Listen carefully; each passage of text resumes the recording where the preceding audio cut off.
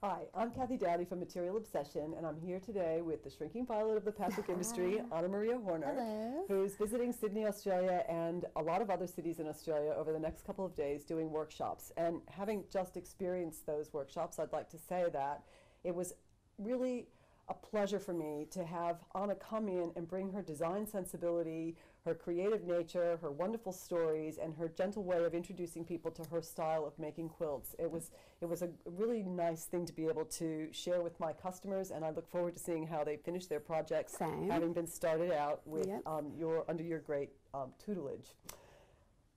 But over the course of the last couple of days, I've had the privilege of sharing the story of Conservatory, which is the new project that Anna's doing with FreeSpirit. And I thought there's so much more to this than meets the eye. It's really more than what we see in a little picture of what's coming. It's a long time in development, and it's something that the industry really needs to see. It's a complete collection both for the consumer, who can look at this and draw a very eclectic mix of fabrics for their projects. But for me as a shop owner, I'm really excited because I can see it working in so many different areas of my shop, consolidating design direction, working with some of the basics that we may have, and stimulating a variety of different customers.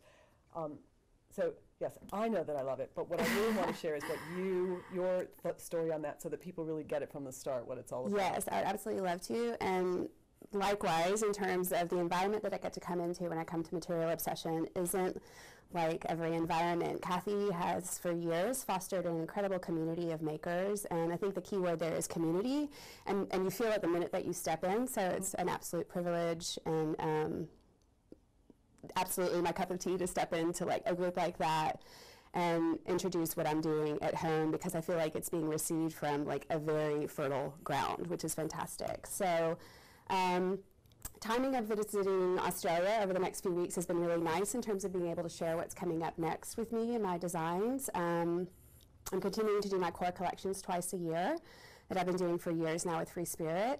But I have this really incredible and exciting for me, and hopefully a lot of other people, opportunity to collaborate now with a small group of, I say, artists. Not that designer is a dirty word in any way, but my goal with this collective, if you will, is to I explained it at Schoolhouse a few weeks ago at Quilt Market. My goal with this was sort of to take what Donna Wilder did 20 years ago when she started FreeSpirit. She very intentionally stepped outside of the industry to find people that weren't quilters. And in so doing, she brought a new audience to quilt making. She brought different perspectives to quilt making, and she also brought all different types of sewing to the quilting industry. And what I think that, for me, noticing that introduction into the market, I noticed immediately when Amy Butler, Anna Maria Horner, and all the other designers, Denise Schmidt, came on board, because it was a different sensibility that awakened in me the art of storytelling again. And I think that, you know, that the artist's statement is really important. That's what turns your brain on. When people say inspiration, working with an artist and understanding that intent is really important, and I think that's what's showing. I hope so, and that's the goal. And the layer I think that I've added to it that I think is pretty important if we were speaking directly to a shop owner is the layer of my personal experience with being a shop owner for a couple of years now. And it didn't take very long in opening my store and looking at the variety that was out there and the tools that I have as a shop owner to really present a collection in the most authentic way, to present it in a way that is digestible, that is usable, and that stays true to the artist's voice. And so my real goal with this is that I was, you know, pulling this incredible art from really talented artists around the world, but that I was using my experience as a designer for the past 13 years to, I'm the translation point. I'm making what's beautiful, hopefully, into something that's meaningful for the quilter, because I think all of us as shop owners know, and I don't have room to speak next to Kathy, who's been one for such a long time and does such a beautiful job. It's okay, I'll mentor you. Okay, yes, thank you. I really appreciate it. That's what I'm here for. But just beautiful doesn't sell, just a social media following doesn't sell. It's a combination of things that has useful. So many things can be right, but still at the end of the day, the shop owner has lots of bolts to sell. They have lots of different types of customers to sell to, and so my goal was to sort of select artists that I felt like could contribute to meaningful collections and to put it into a package that was digestible for the consumer as well as doable for the shop in terms of the number of SKUs, how the collections work amongst each other. So we should probably talk nuts and bolts about how that actually works as far as launches and colorways and all that. Does this sound good? Well, I think there's general confusion in the market about how you create a special mix and you get that mix just right. So it's nice to have a little bit of a help here. So start with your favorites first. And to that point, that's the other piece of it, is that, in a very selfish way, I was looking forward to actually being able to make quilts with people's fabric, having a valid reason as a designer to use other people's fabric. It's a bit selfish in that way, but I'm not any different than any quilter. I'm not any different than any fabric lover. I love all different types, all different sources, and what I find most gratifying is that mix, which Kathy does so beautifully at Material Obsession, but to me, a collection of fabrics that go into a quilt is beautiful because it does feel like it's pulled from various sensibilities and various sources, and the meeting place is the quilt, and that's what is beautiful. And that face-to-face interaction that you get in a shop is really important to keeping that alive and that storytelling thing alive. And I was thinking that there was something I was going to say, and I've completely forgotten. So you can carry on. Well, so my goal. It was that like what I'm finding now in classes and workshops, and I think you would have found it yesterday. Being a quilter is such a special gift in our lives. It allows us to be really creative in how we express and use our voice. Right. In a lot of collections, that voice is already partially taken over by what you see, and that's perfect. But I find people are looking for a way to make it individual and unique and organic to their to give it their mark and to give it their voice. And when you have a collection that mixes flowerful prints with graphic prints with story prints, there are lots of different places where they can jump in. So it appeals to a lot of different kinds of people. That's right. So in a way, I'm trying. My goal is to try to make it easy for the shops to to just present this mix straight out of the box. Right. Is the simplest way to say it. So with that, the kind of mechanics of how it's going to work is that there are 4 designers that I'm working with. At one point in the year, I'm introducing a collection alongside 2 of the designers, and then 6 months later, I'm introducing a collection alongside 2 other designers. Here's your introduction. We all know and love your collection, so here's where we start. So my first collection for Conservatory is called English Summer, and it was inspired by my travels around the UK last year. So in many ways, it's not going to be really different than what I'm sort of known for doing, and that is illustrative florals, rich colors, a variety in scale, and even the way that I've always done my colors and will continue to with Conservatory is to kind of guide the quilter along and trying something a little bit experimental in terms of color and not be overly matched. So I've got 15 pieces in English Summer, which is a pretty concise collection for me. And what's interesting is you can see, sorry to interrupt you, no, but that's please, just my that's way. What you do. But what's really interesting is that even though there are 3 different colorways, you could work within one colorway, but you can mix them up as well. Yes. They all appear to work together. So this is just as beautiful with all those 15 pieces as it is if you break it down. That's right, and that's the goal. But the way that they're going to interact with the other collections is that I have a cottage colorway, the other designers have a cottage colorway. We all have same colorway names, so you can take each of our colorways and cross them by collection and cross them by colorway, if that makes sense. But speaking specifically about the designers that I'm working with on this first launch, which we call a chapter. Chapter 1 is Pathways. I'm working with Monica Forsberg, who's a Londoner but Swedish-born, and her collection is called Savernick Road. It's incredibly charming. It is lyrical. It's illustrative. But I think the really special thing about Monica is, as playful as it is, it's not juvenile. It's quite sophisticated, but it can go in either direction in terms of a sensibility. Her palette sense is incredible. One of my key roles as sort of art director for this collective is having a pretty heavy hand in making our colors work across the designers.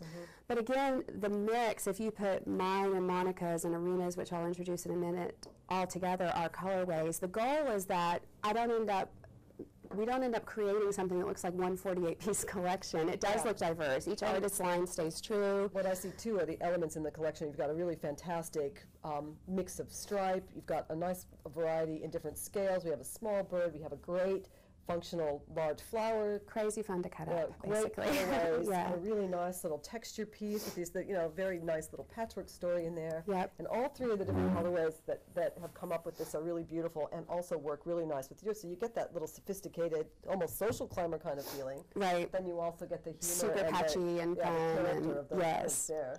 And really so visible. the designers that I chose as well also, you know, I feel like they really represent some sort of important and main genres in the quilting industry in terms of styles. Yeah. I think Monica can sort of chameleon into any style. I feel like my fabrics do that a bit, but she is even more playful than my fabrics tend to be. I'm a little bit more classic, actually, in terms of my forms, maybe just a little bit more, you know, but unusual in my color choices.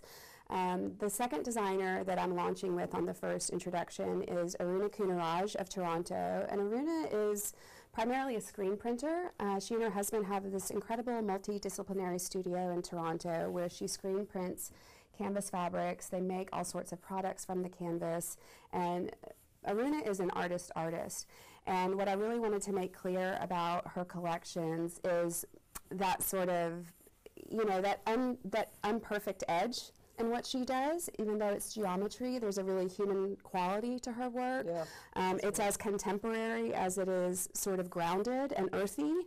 And what is new probably for Aruna in terms of her product offering is that most of the work that she does is quite naturalistic in palette. It's very neutral, and so but she does have a lot of sensibilities towards other types of crafts. She's really becoming known for doing her punch needle work and doing watercolor work, and so I've slowly been watching her palette grow, and at just the right time for me to introduce her.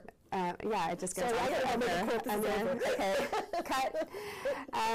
So I think that her blend into the whole is quite unexpected. I think that it stands alone in a very modern way, really beautifully. Her collection is called Vestige, and so we really concentrated on textures, scales, and simplicity, but also colors that supported and sort of against my fabrics, against Monica's fabrics, there's sort of the quiet space, but not boring. Yeah, the interplay between all these pieces is fascinating, and I love the way that it changes, like having that really good graphic kind of style print in there, and yet it works so well all over the place. Right, and behind Kathy here is the Vestige quilt. So each of the collections is going to have a collection quilt. So there's the English Summer quilt, there's the Savernake Road quilt, and then there's the Vestige quilt. And we have like this really lengthy list of perks for shop owners who are participating in doing the full buy-in for the whole 48-piece collection, which, you know, your reps can and distributors can let you know about. But I think it's quite a nice package to be able to allow the retailer to present the whole thing in a way that is also supported. So we have the inspiration pieces for each collection if you buy into each collection. Which I have to say, as far as inspiration pieces go, these are really, they're really useful, they're really makeable, they really will appeal to my customers. And they kind of appeal, again, to the different genres of quilt making. So they identify the kind of designer that we're working with. Like this really says modern, contemporary graphic artist, where this one really says, I'm telling a beautiful story and you want to listen to my story. Right. And yours does the same thing with that, well, it's just your classic Anna Maria with the very useful pieces, this, you know, that long draping print and the fussy cutability and the concentrate.